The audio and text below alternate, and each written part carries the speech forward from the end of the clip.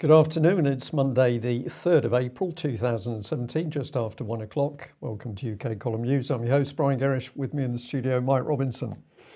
And we're smiling. Where is time going? It's absolutely astonishing for us. And as Mike has just said, we're virtually a third of the way through the year. No, quarter. Quarter. Yes, yeah. That would be right, wouldn't it? So maths, clearly not my strong point this morning. Or if you're listening from America, math, which I've always found incredibly difficult to pronounce.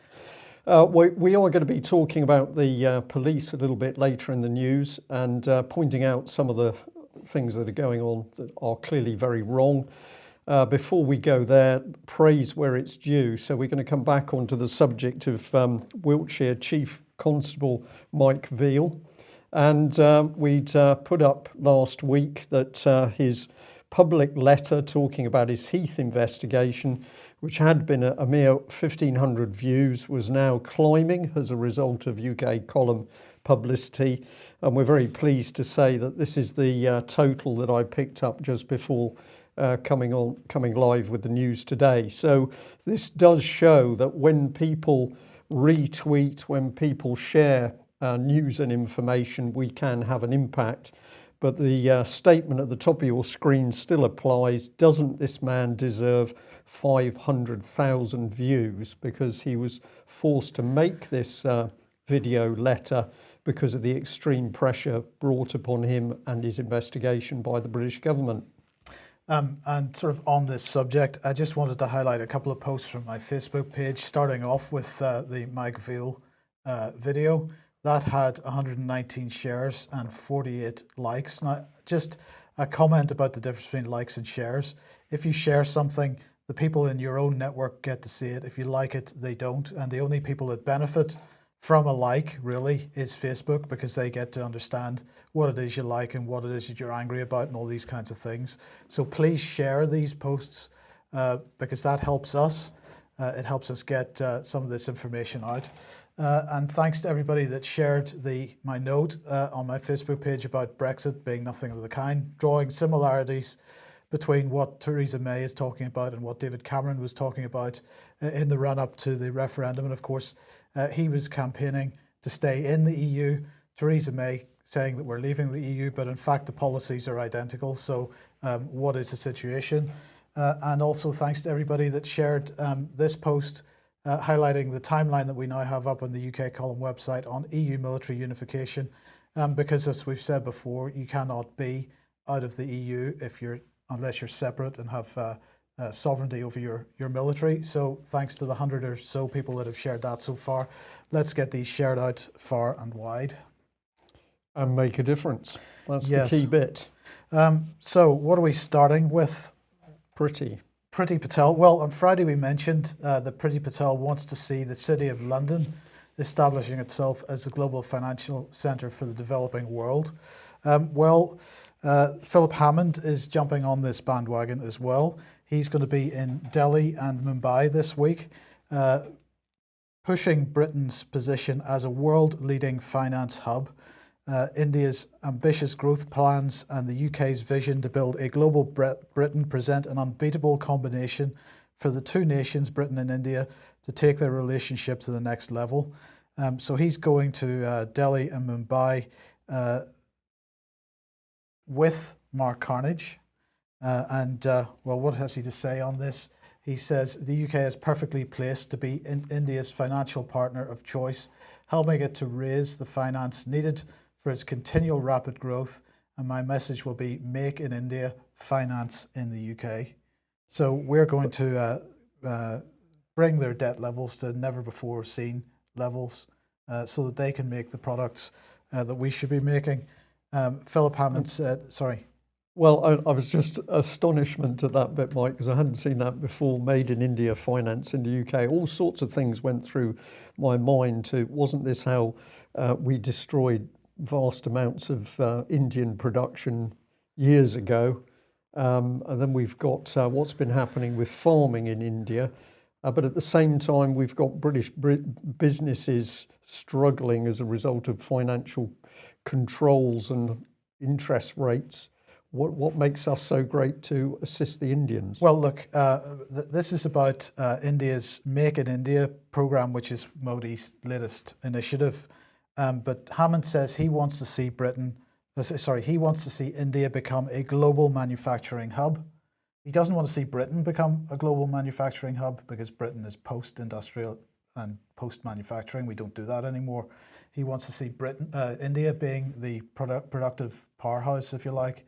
And as somebody has said in the chat box, I believe this is exactly there to scupper BRICS. This is about the Belt and Road and what China's doing in Africa and in India, and it's absolutely there to scupper BRICS. So that's what that's about. And then let's move on to this, sticking with financial issues, because this is HMRC apparently launching a criminal investigation into a global, what they described as a global financial institution. This was on Thursday. They raided 4 offices in the Netherlands and in and in Switzerland. So they're saying that on Thursday, HMRC, alongside our international partners, launched an investigation for suspected tax evasion and money laundering by a global financial institution. They claim they're getting increasingly tough on offshore tax evasion. They say they've collected more than £2.7 billion since 2010. And they say that with authorities in the Netherlands, Australia, Germany and France, they launched a criminal investigation into the suspected tax evasion and money laundering. It's an ongoing investigation, and HMRC are unable to provide further details at this time. That was what they said on Friday, unfortunately after our Friday news. Well, it turned out that in fact it was Credit Suisse that was the global international organization which was under investigation.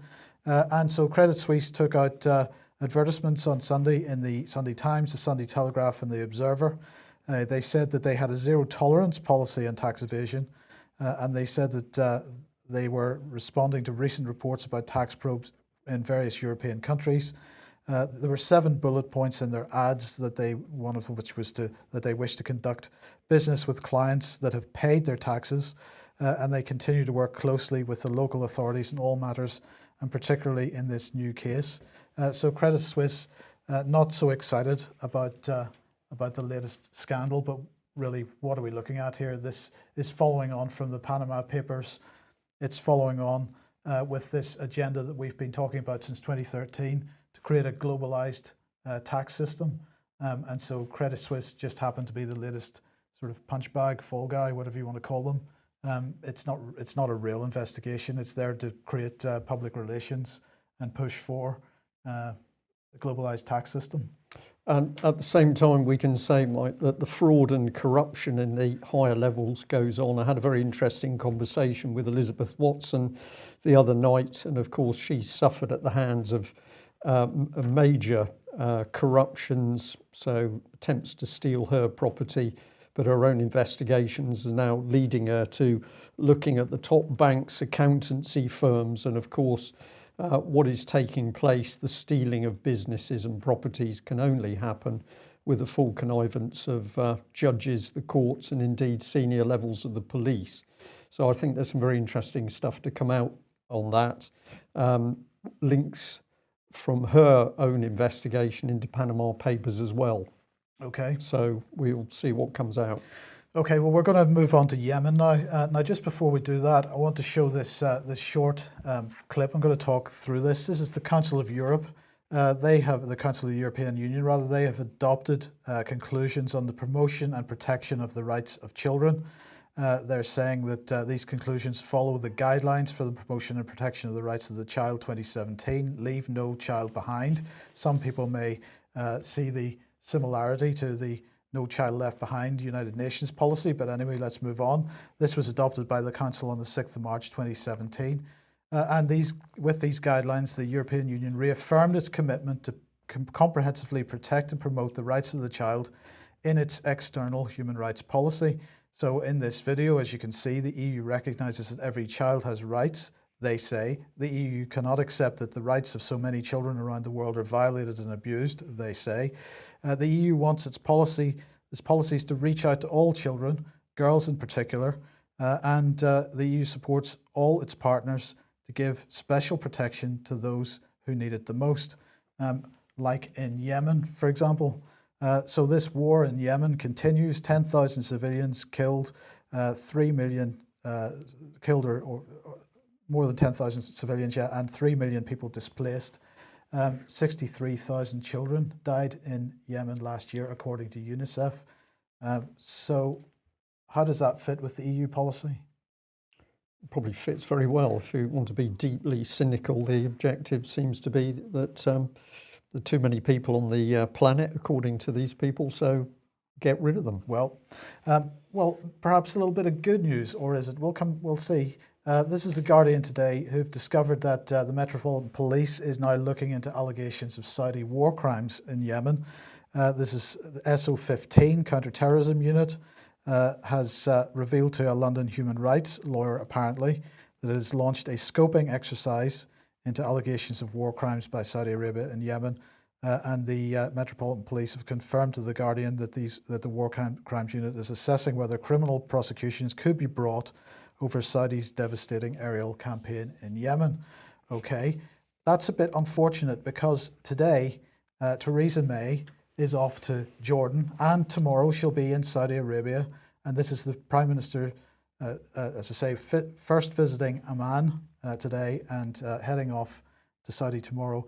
She's going to make it clear that Saudi is a close and important ally, and that we'll continue to work closely in a range of areas, especially on counter-terrorism, where UK-Saudi cooperation is vital. So how these two things fit together, I'm not quite sure. What did Theresa have to say? It's clearly in the UK's security and prosperity interests to support Jordan and Saudi Arabia in tackling regional challenges and to create a more stable region, right? But this was the most offensive statement from this woman. In Saudi Arabia, we must never forget that intelligence we have received in the past from that country has saved potentially hundreds of lives in the UK. This woman is the most despicable, disgusting human being I think I've ever come across. How can she sit with a straight face and make a statement like that when tens of thousands of people, including children, are being killed in Yemen by Saudi Arabia using weapons we've provided, and she's heading over to Saudi Arabia simply to sell them more arms and put more profit in the hands of arms dealerships, arms dealers, arms manufacturers, and the Treasury? Well, because they don't have any shame. She doesn't have any shame. There's no morality. What we're just seeing is that British politicians, representatives of their respective parties, and what are they out for? Trade. Am I being too hard on her? Absolutely not, in my opinion. Yeah. Okay. Grooming children, sticking with children. The government has brought into force Section 67 of the Serious Crime Act 2015. It's now a criminal offence, they say, for anyone aged 18 or over to intentionally communicate with a child under 16 where the person acts for a sexual purpose and the communication is sexual or intended to elicit a sexual response. The offence applies to online and offline communication, including social media, email, texts, letters, and so on. People that are accused of grooming in this way will face up to 2 years in prison and will be automatically placed on the sex offenders register. And this new offence, they say, will allow authorities, including the police and the Crown Prosecution Service, to intervene earlier and stamp out abhorrent grooming before sexual activity can occur. Well, the NSPCC thinks this is great. They've said that the Justice Secretary is doing the right thing. Well, what did she have to say? Liz Truss said this new offence will give courts the powers to jail anyone who sends a sexual communication to a child and stop the process of grooming before it starts. She says, in a world of mobile phones and social media, our children are ever more vulnerable to those who prey on their innocence and exploit their trust. The best way of protecting our young people from the evils of child abuse is to stop it happening in the first place. If I saw any evidence that this government or this parliament or the broader establishment in the United Kingdom wanted to stop child abuse in any way, shape or form, then I might think that this was worth the paper it's written on. I think this is part of a propaganda exercise, which we'll see why I think that in a minute. Okay. Well, what did Peter Wanless from the NSPCC have to say? He said the Justice Secretary has done the right thing. This is a victory for the 50,000 people who supported the NSPCC's Flaw in the Law campaign. It's a victory for common sense. Children should be safe online as they are offline, wherever they are in the UK. This law will give police in England and Wales the powers they need to protect children from online grooming and to intervene sooner to stop abuse before it starts. As I say, this seems to me it's simply to prevent people freelancing, Brian, if we use that term, because the NSPCC is also doing absolutely nothing substantive to prevent the abuse of children. Well, I think we've got to say something. There's something worse than that for NSPCC, and that is that abuse victims and survivors that we speak to simply laugh when the name NSPCC is mentioned, because they say we wouldn't trust the organisation with a barge pole, and yet this is the very charity that was sat alongside the Metropolitan Police, indeed taking phone calls from members of the public who thought they were phoning the Met Police to talk about child abuse. And the independent inquiry as well. And the independent inquiry. So this is a very insidious little charity which claims that it's doing wonderful things, but it seems to us the evidence from people who've been abused in the system is very different. The other point which I think we should raise here, Mike, is if we talk about grooming, of course it's the British government itself which is pushing in ever more graphic sex education for ever more younger children. So it would seem that whilst clamping down on crimes by people in the wider public arena, the government is very happy that it is grooming children itself through the education process. Yeah, and let's not mention the children, of course, that are groomed through the care system in this country. Indeed. Well, this caught my eye on the BBC News page today. A lot of items here, everything from President Trump, and I just happened to catch this little bit down at the bottom, and this is what it said, that Europe is now the hub for child abuse content. And I was fascinated that a story which is essentially about the abuse of children is now pushed sideways into the category of technology. It's nothing to do with children being abused. It's simply to do with what is circulating on the internet, and we should be concentrating on what's circulating as if the content is not actually child abuse. It's a fascinating piece of spin and propaganda by the BBC, and I found it deeply offensive, particularly as this is going on in the background. Now, just a reminder here that we've had a lot in the news that Google and Facebook and other social media providers are going to tackle terrorists and extremists online. So we've just chosen the Telegraph article here. But what are we saying? Google and some of the world's biggest internet companies agreed last night to create new technical tools to identify and remove terrorist propaganda in the wake of Westminster terrorist attacks. So this is all Google doing good work to protect the public. And The Guardian here, Amber Rudd showdown talks with tech firms on extremism or pure PR. Well, The Guardian being a bit more cynical, it's saying that meetings between the UK government and Facebook are more ritual than battle, as they avoid subjects both parties disagree on. Tax is obviously an important thing, much more important than cleaning up the internet. Well, we were informed over the weekend of this, and the information is that the Holly Gregg Justice blogspot has been taken down by Google. It was taken down on the evening of the 31st of March. Apparently no reason has been given, and the site itself has had 1.7 million ordinary views and 5 million Google Plus views. So what is the Holly Gregg Justice site about? Well, of course, it's about justice for Holly Gregg, and in striving for justice for Holly, striving for justice for all other survivors of child sexual abuse. So we find it interesting that Google has suddenly turned its attention to this website.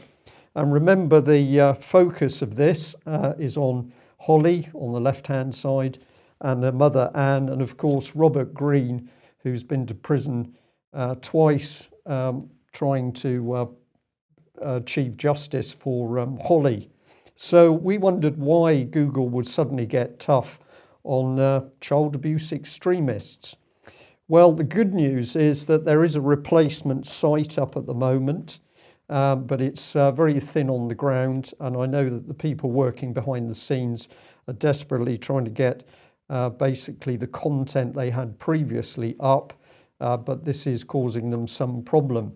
Now, one of the questions that's being raised, it's speculation, but I think it's very interesting speculation, is what would have caused Google to take this action? And our attention is turned to these letters which Robert Green's MP David Mowat has actually been sending out. There's 3 of them, and this gentleman has stood up to be counted on behalf of Robert. And let's have a look at what these letters say. So basically, this first one is to the Permanent Secretary of the Scottish Government, and it says, Mr. Robert Green, as my constituent, recently came to see me to discuss a number of issues, and during the discussion he made reference to the fact he had requested copies of correspondence from your office, and that not only had this been denied, but that no satisfactory explanation had been provided as to why his request had been declined. And then the letter says, well, I'm therefore asking you if you will tell me why the material's been denied and why you've made this decision. Now, for an MP to do this adds a lot of weight behind Robert Green's original requests. Let's see what's going to happen here. So we've got another letter here.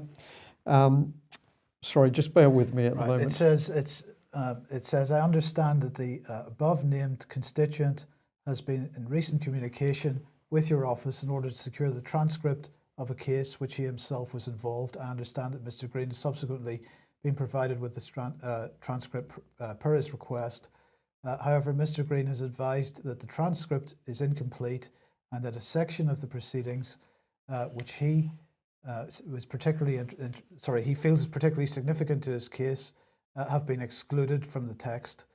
So Mr. Green is asking for that to be provided, and they're being asked why this has not been has been excluded. So right, this is the key tape from one of the court cases that Robert Green went through. So the Procurator Fiscal in Scotland now being asked to provide the tape which Robert Green has been attempting to get.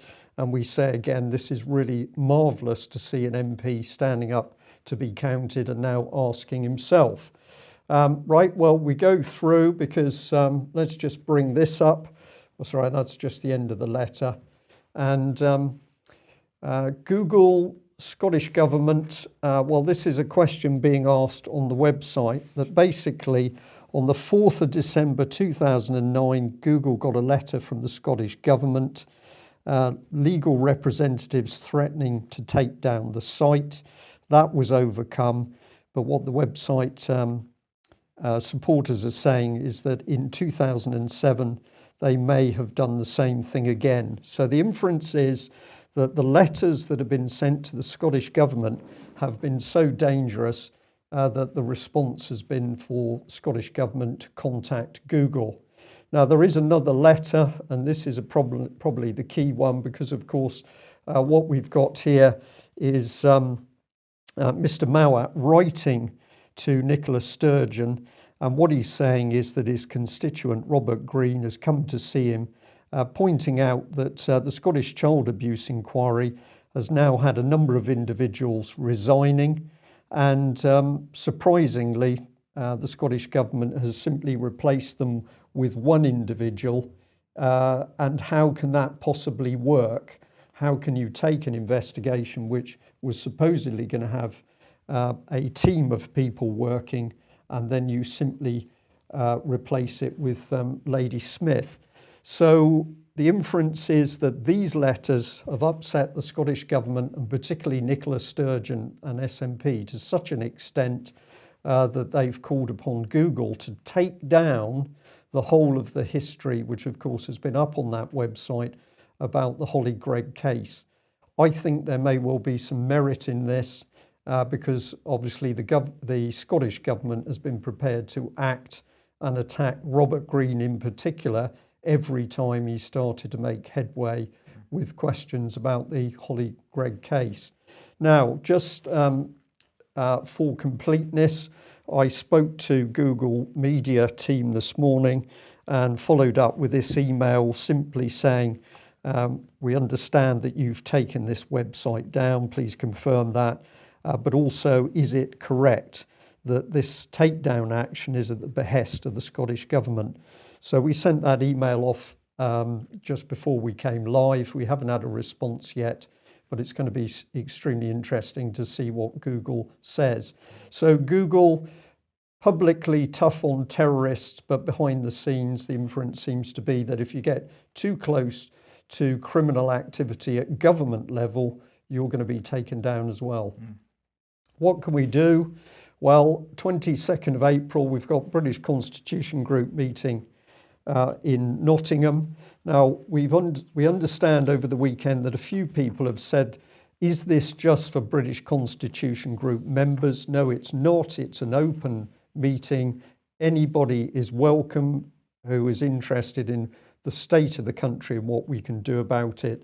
And as we've said over the last couple of weeks, the whole aim of this conference is to provide people with a very big space where up to 900 people can come together to meet each other, share ideas, expertise, and above all, be talking about what we can do to stop what is happening in UK. Okay, Brexit, Brian, and over the weekend, Michael Hard demonstrated, is this a level of insanity that perhaps we haven't seen in politicians up to date, Brian? What was driving this, goodness knows, but here he is, Lord Hard, a former Conservative Party leader, and he was also a Home Secretary for a time, and he was basically suggesting that we should use military force if necessary over Gibraltar. So are we going to go to war with Spain? What did he say? 35 years ago this week, another woman Prime Minister sent a task force halfway across the world to defend the freedom of another small group of British people against another Spanish-speaking country. So there you go. That's what we have to do. We've got to go and invade Spain. It's mind-boggling, Mike, what is going through the minds of these people. We have Britain's armed forces, and particularly the Royal Navy, at just a disgraceful condition at the moment. We haven't got the carriers, we haven't got working submarines, we've hardly got any surface ships, and even the ones we've got are not going to have surface-to-surface missiles. And then this man is suggesting that we're going to go to war with Spain. Are they on drugs? I don't know. But anyway, Jack Straw, because he's never invaded any countries, said the idea of Britain going to war or Spain going to war against Britain over Gibraltar is frankly absurd and reeks of 19th century jingoism. I doubt very much that Gibraltar will be a deal breaker. Boris Johnson said the sovereignty of Gibraltar is unchanged and is not going to change and cannot conceivably change without the express support and consent of the people of Gibraltar and the United Kingdom. And that's not going to change, he said, so nothing's changing there. And what was the Spanish response? Well, Alfonso Dastis, the Spanish foreign minister, said the Spanish government is a little surprised by the tone of the comments coming out of Britain, a country known for its composure in the past. Well, where is this coming from? And this is the question I'd like to ask, because it seems that this is mainly being driven through the Express and the people that are feeding the Express with information at the moment. This was Sir James Dutton, is it? Yeah, indeed, yes. Yeah. Who was governor of Gibraltar up until late 2015 or so. Sol the Duff, governor of Gibraltar, quits after UK fails to stand up to Spain aggression. That headline, it's pretty insightful in itself. And then a year later, we had Brexit threat. Spain will take control of Gibraltar as soon as Britain leaves EU. So this has been something that the Express has been on for quite some time. Where is it going to go? Is this being used? Is Gibraltar going to be used as a bargaining chip in the so-called negotiations? Well, possibly, but this rhetoric that's coming out around it, Mike, is I think just astonishing. And it's interesting that those earlier reports about Sir James Dutton were actually saying that he resigned because of political interference. So there's a different spin on it depending which paper you're looking at. going to be interesting to see what happens. But has Britain got armed forces capable of doing anything? Or perhaps they're suggesting we should nuke Spain. Maybe that's what the plan is. Well, let's turn to local Plymouth news, and we've got one of our Conservative MPs, Johnny Mercer, here. He's been in the Herald commenting on Brexit, why I've changed my mind over Brexit, and some very interesting language from this man. He says, excuse me, I remain relatively new to this game. I presume he's talking about being a politician. Yeah. I bought the statements on economic meltdown and advocated to stay in the EU. But that is the fantastic thing about being a servant to democracy. I'm not one of these who treat people like they are stupid, like Brexiteers in Plymouth didn't know what they were voting for. It was a fair fight and one side won, not mine. I'm really astonished by the language that this man is using. It's like something out of EastEnders.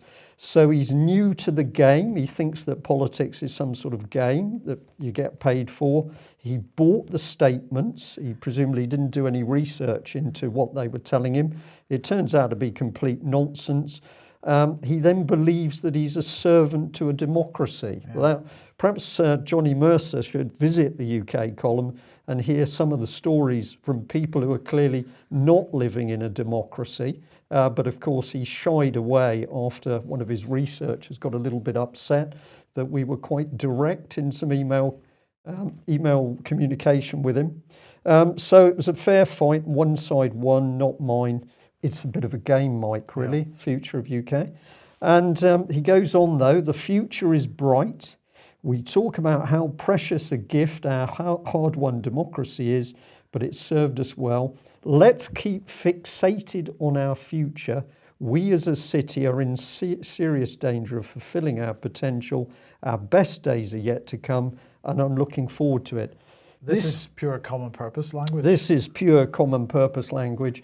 Don't let's look at the problems we've got now. Let's think, let's fixate on the future, because in the future we're going to be living in utopia. No problem. We don't want to deal with the reality of issues now.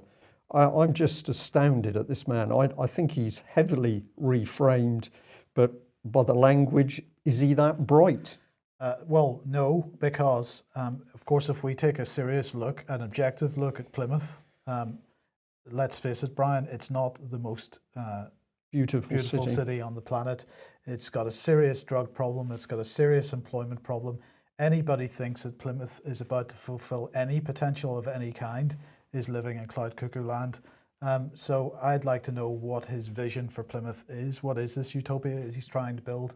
Because I don't see any progress being made whatsoever. Well, it's an imagined utopia, Mike. This is how the reframing works. You're moved into everything is in terms of in the future, it's okay. This is in your head. Perhaps Mr. Mercer might like to start with tackling fraud and corruption in Plymouth. That's still a very big issue. Well, have a look at this story. Now, we've got to thank Guy Taylor for bringing our attention to this one. It's the Daily Mail. It's a really astonishing story about a couple that have had years of trouble with the police, Staffordshire police, and there's too much really to give you the full detail here on the news. I'm simply going to say that over a period of years, Staffordshire police went for Juan Gilly and his wife Julie, caused them all sorts of problems. And how did this start? Well, it started by Mr. Gilly being stopped when he was on his way to pick up a curry. He dared to overtake a police vehicle that was going very slowly. He's arrested. He's pepper sprayed. And then later on, he's accused of being part of a fight. This was clearly untrue. When he protested his innocence, the police simply continued to go for him. And eventually his wife tried to help, and then the police went for her. But the interesting thing is she was a police officer itself. So this is a couple of key comments from the article. It says, what makes this story truly alarming is the case was the culmination of what would appear to be a 5-year vendetta waged by Staffordshire police against Mr. Gilly, an entirely innocent man. Such was the determination of a force that Gilly's MP is described as out of control to get the man, and it even turns on the wife who stood by him. And it goes on to say that she was a serving police officer, but the harassment and brutality she experienced was so bad she had to resign. So is this what this was? Some kind of spat within the police force that the police took this out on the family because somebody had taken umbrage at her for some reason? Well, but the story starts with a husband, and so he is quite brutally treated by the police, and then the thing escalates to the extent that they're prepared to turn against one of their own officers. So anybody who's got any doubts about what the police are capable of, have a read of that story. And the good news is that Guy Taylor has actually been helping the family over the last couple of years, and he says it's really brilliant to see that they have come out ultimate winners, although they've paid a price in their suffering. And just a reminder here that on Friday we briefly mentioned Sean Ritchie's mum. Now this is a story that David Scott from Northern Exposure has been following, but this young man disappears under very mysterious circumstances, and when the mother attempts to get an answer out of Police Scotland, she's then brutalised and accused of wasting police time. I was able to have a short conversation with Mum last night, and I think there's going to be more information comes out about this, but it does seem that once again Police Scotland prepared to brutalise members of the public in order to shut them up and to stop them asking the wrong question. Now we're going to end on a rather unpleasant subject, but it's not the subject itself, it's what is behind it, which is the important thing. This was an article in The Guardian from a few days ago, and it says that Liverpool Mayor plans council tax rewards for dog fouling. Now, many people get very upset with dog fouling in the streets, and I fully support that and understand why they get annoyed, but it was what was going on behind the scenes here, because if we go to this part of the article, Joe Anderson, the mayor in Liverpool, said the plans were about boosting civil pride in the community.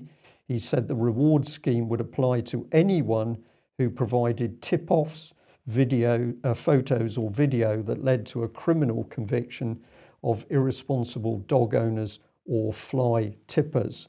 And I'll just bring in this comment. Does Joe realise that he's helping to set up big society Stasi state? This is getting people to spy on each other, and this is the start of something extremely sinister within the big society initiative of the Conservatives. And I'm just going to bring up the picture of the bin again, because it's interesting that the bin that The Guardian has chosen to show is over full. And the reason I pick up on this is because it's very noticeable that in many parts of the country, including Devon, where I live, dog bins are not being emptied with the frequency that they used to, and therefore there's a frustration amongst dog owners. So we've got financial cuts, shortage of money means that we can't provide the public services people need. It doesn't mean that people should foul the pavements, but it is an unfortunate side effect. But don't worry, what we really want you to do is spy on your neighbours. Generates revenue, of course. And it generates revenue, yeah. Well, there we are. What can we say? We are astonished at the information that's coming into UK Column on a daily and weekly basis. Many people say to us, what do we think is happening? We think that a dictatorship is emerging in UK extremely quickly. How is this being put in position? Mainly by stealth. But as we can see from our own news, it's increasingly easy to give examples of how this thing is being put together. So UK Big trouble at home, manufacturing, trains, potholes in the road, NHS, education, defence. But Prime Minister Theresa May is working abroad to advise India, and we are there to build a better globe. And blow up other countries. Yeah, Yes. remarkable. Okay, that's it for today. Thank you for joining us.